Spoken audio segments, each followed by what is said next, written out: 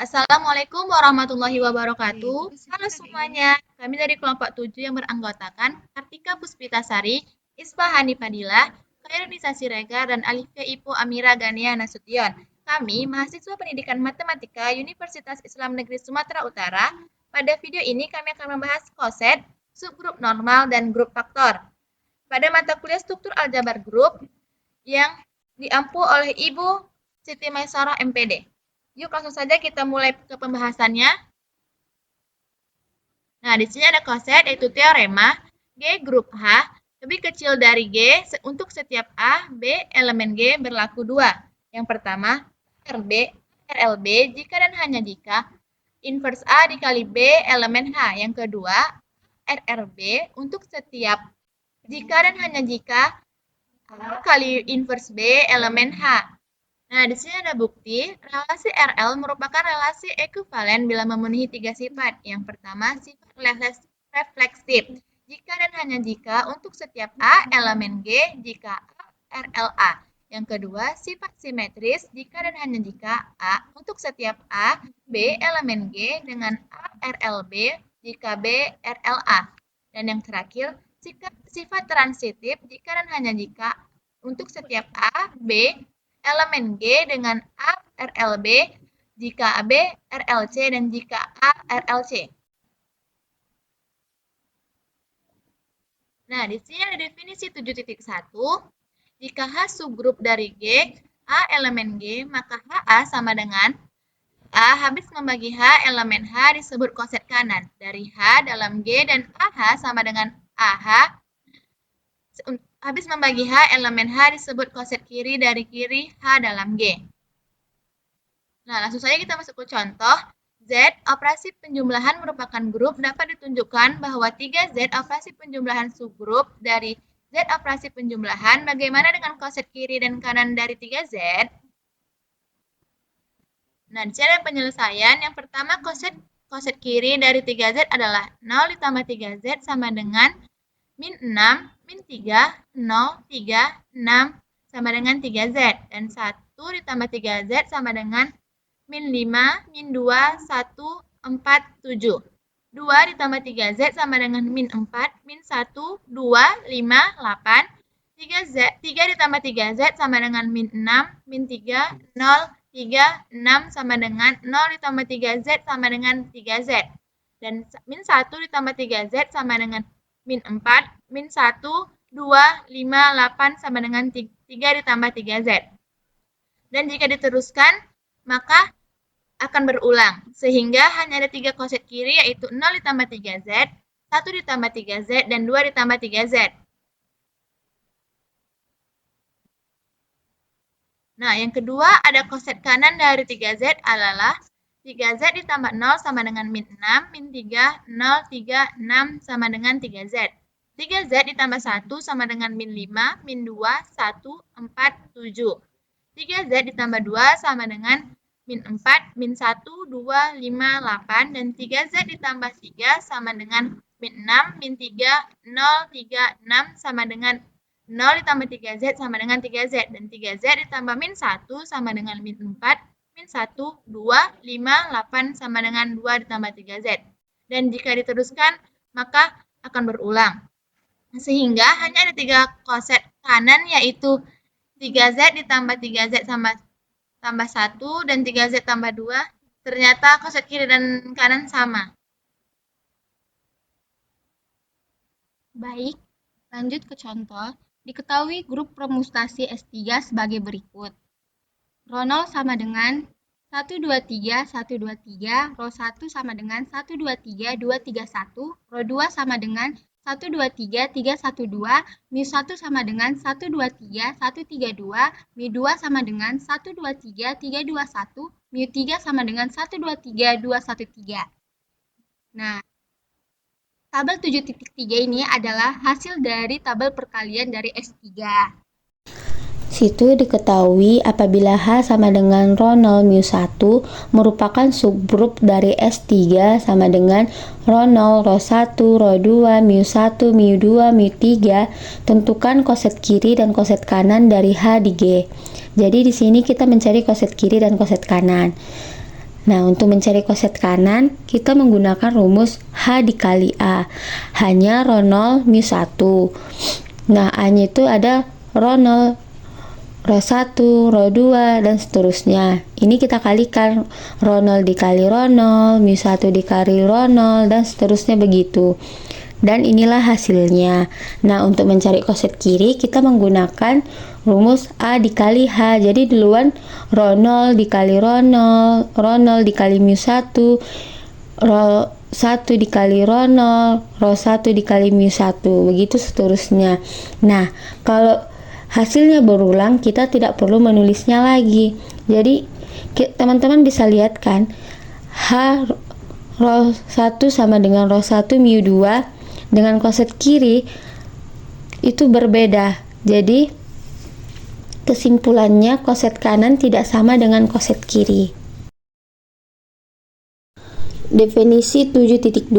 Jika G suatu grup dan A elemen G, order periode dari elemen A adalah bilangan bulat positif terkecil M, sehingga A pangkat M sama dengan identitas yang dinotasikan OA. Contoh, G sama dengan 0, 1, 2, 3, 4, 5 dengan operasi penjumlahan modulo 6 dapat ditunjukkan G merupakan grup dengan unsur netral identitas sama dengan 0. Jadi, cara penyelesaiannya kita ambil untuk A sama dengan 3, maka 3 pangkat 1 sama dengan 3, 3 pangkat 2 sama dengan 0, kan ini modulo 6. Jadi, sudah dapat identitasnya. Jadi, M sama dengan 2, maka order dari 3 atau O3 sama dengan 2.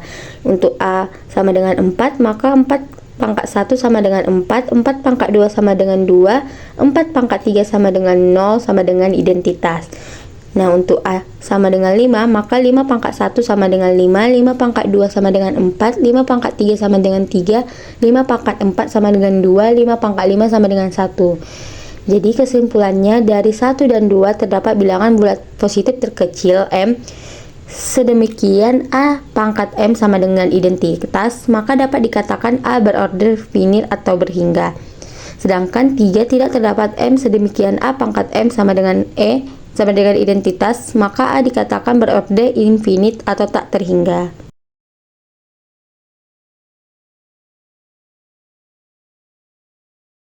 Teorema 7.3.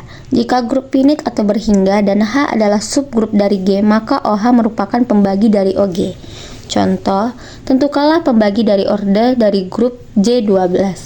Cara menyelesaikannya kan subgrup dari J12 adalah H sama dengan 0 yang berorder 1, H1 sama dengan 0,6 yang berorder 2, H2 sama dengan 0,48 yang berorder 3, H3 sama dengan 0,369 yang berorder 4, H4 sama dengan 0,2,4,6,8,10 yang berorder 6, dan J12. Ini adalah semua pembagi hasil dengan J12.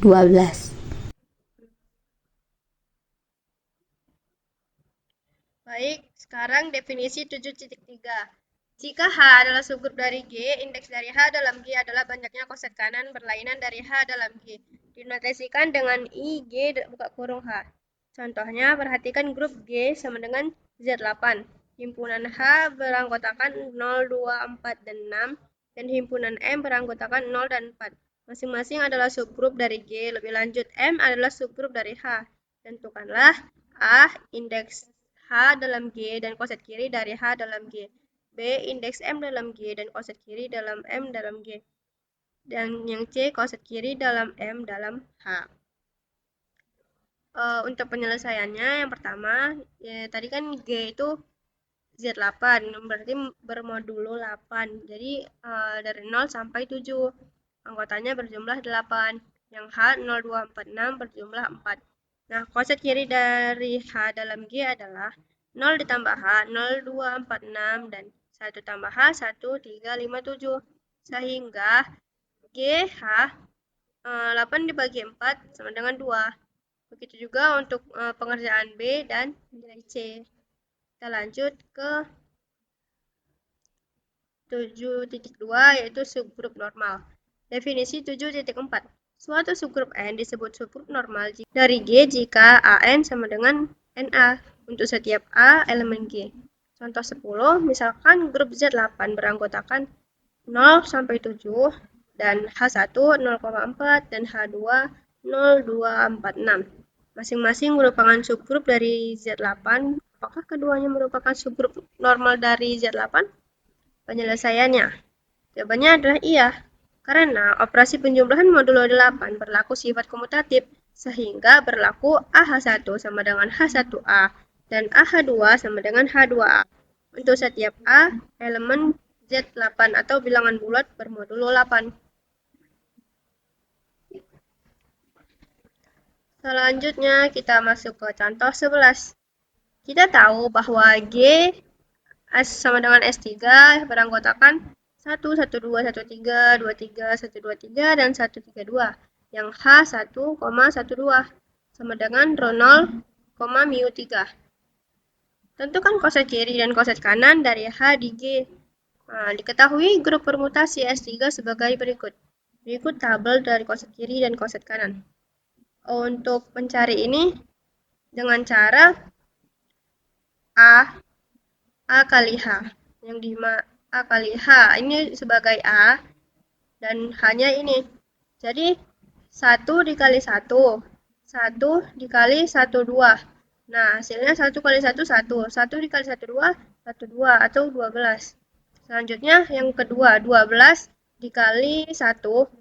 Nah, itu 12 dikali 12. Sampai 132 dikali 12. Untuk yang koset kanan itu H dikali A. Kebalikannya 1 dikali 1. 1 dikali 12. 12 dikali 1. Selanjutnya 1 dikali 12 dan 12 dikali 12. Selanjutnya 1 dikali 13, 12 dikali 13, sampai 12 dikali 132. Hasilnya 132,13. Ini merupakan bukan subgrup karena koset kanan dan koset kiri tidak bernilai sama. Baik, selanjutnya masuk ke teorema 7.5, yang dimana suatu subgrup N dari G merupakan subgrup normal dari grup G. Jika dan hanya jika G N inverse G sama dengan N. Untuk setiap G elemen G. Ada dua pernyataan di atas yang perlu dibuktikan. Yang pertama, jika N subgrup normal dari grup G, maka Gn inverse G sama dengan N untuk setiap G elemen G. Yang kedua, jika Gn inverse G sama dengan N untuk setiap G elemen G, maka N subgrup normal dari grup G. Nah, bukti untuk pertama yaitu N subgrup normal dari G menurut definisi, maka Gn sama dengan Ng. Untuk setiap G elemen G dari Gn sama dengan Ng, berarti Gn sama dengan Ng untuk setiap N elemen N. Nah, ini kita kalikan dengan inverse G. Jadi Gn inverse G sama dengan Ng inverse G untuk setiap N elemen N. Nah, di sini kan inverse G itu sama dengan identitas atau E. Jadi, Gn inverse G sama dengan N. Untuk setiap N elemen N. Gn inverse G sama dengan N untuk setiap N elemen N. Jadi, terbukti bahwa jika N subgrup normal dari grup G, maka Gn inverse G sama dengan N untuk setiap G elemen G. Nah, bukti kedua, kembali ingat definisi, jika H subgrup dari G, A elemen G, maka HA sama dengan HA habis membagi H elemen H. Disebut koset kanan dari H dalam G, sehingga Gn inverse G sama dengan N. Dapat diartikan dengan Gn sama dengan Ng. Untuk setiap G elemen G, jika koset kiri dan koset kanan dari N adalah sama. Kita masuk ke contoh, misalkan G adalah himpunan semua bilangan bulat, dengan operasi penjumlahan biasa dan N himpunan semua bilangan bulat genap, diperoleh bahwa N merupakan subgrup dari G. Apakah N subgrup normal dari G? Nah, penyelesaiannya itu akan ditunjukkan untuk setiap G elemen G dan N elemen N berlaku Gn inverse G elemen N. Ambil G elemen G dan N elemen N sebarang. Kita ketahui bahwa operasi penjumlahan inverse dari G yaitu G inverse sama dengan min G. Kita perhatikan Gn inverse G. Nah, sini Gn inverse G sama dengan G ditambah N ditambah G inverse. Sama dengan G ditambah N, G inverse-nya tadi kan negatif G. Jadi G tambah N ditambah negatif G sama dengan N elemen N.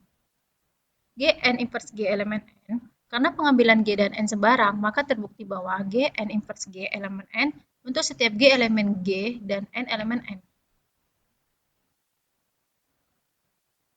Selanjutnya 7.3 grup faktor yang dimana definisinya grup G per N pada teorema di atas dinamakan grup faktor dari G modulo N atau disebut grup faktor atau grup quotient dari G. Nah, kita masuk ke contoh, misalkan G operasi penjumlahan sama dengan Z6 sama dengan himpunan 0 sampai dengan 5 adalah suatu grup dan H sama dengan 2 sama dengan 0, 2, 4 adalah merupakan subgrup dari G. Tentukan grup faktor dari G oleh H, yaitu G per H. Nah, penyelesaiannya itu terlebih dahulu akan ditunjukkan bahwa grup tersebut merupakan subgrup normal, di mana koset kiri sama dengan koset kanan. Nah, dari tabel ini kita bisa lihat koset kiri dan koset kanannya itu 0 ditambah H sama dengan 0 ditambah 0,24 sama dengan 0,24. 1 tambah H sama dengan 1 ditambah 0,24 sama dengan 1,3,4. Nah, di sini kan udah mulai pengulangan, jadi tidak perlu lagi kita lakukan penjumlahan lagi. Nah, di koset kanannya itu tinggal kita ubah jadi H ditambah 0 sama dengan 0,2,4 ditambah 0 sama dengan 0,2,4. Begitu juga dengan H1. Nah, di sini juga udah pengulangan jadi tidak perlu lagi. Sehingga 0 tambah H sama dengan H tambah 0 sama dengan 0,2,4. Begitu juga dengan seterusnya. Dengan demikian diketahui bahwa koset kiri sama dengan koset kanan, sehingga subgrup dari H sama dengan 2 sama dengan 0,2,4 merupakan subgrup normal. Sekarang kita akan menentukan grup faktor G dan H yang dibentuk dari subgrup normal tersebut. Indeks G per H sama dengan kardinalitas G per kardinalitas H sama dengan 6/3 sama dengan 2. Unsur-unsur dari grup faktor tersebut adalah 2. Misalkan kita ambil dari koset kiri. 0 tambah 2 tambah H sama dengan himpunan 0,2,4. 1 tambah H sama dengan himpunan 1,3,2. Begitu juga seterusnya. Dan berulang.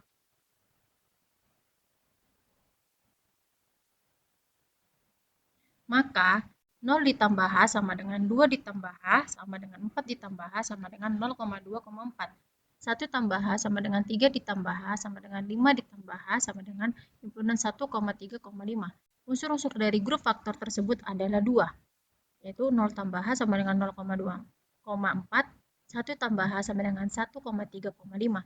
Maka G per H sama dengan 0, himpunan 0 ditambah H, 1 ditambah H. Adapun daftar Cayley dari grup faktor tersebut adalah yang di bawah ini, yaitu penjumlahan dari H 1 tambah H. Berikut adalah soal latihan yang bisa teman-teman kerjakan dari penjelasan video yang dijabarkan tadi sebagai evaluasi.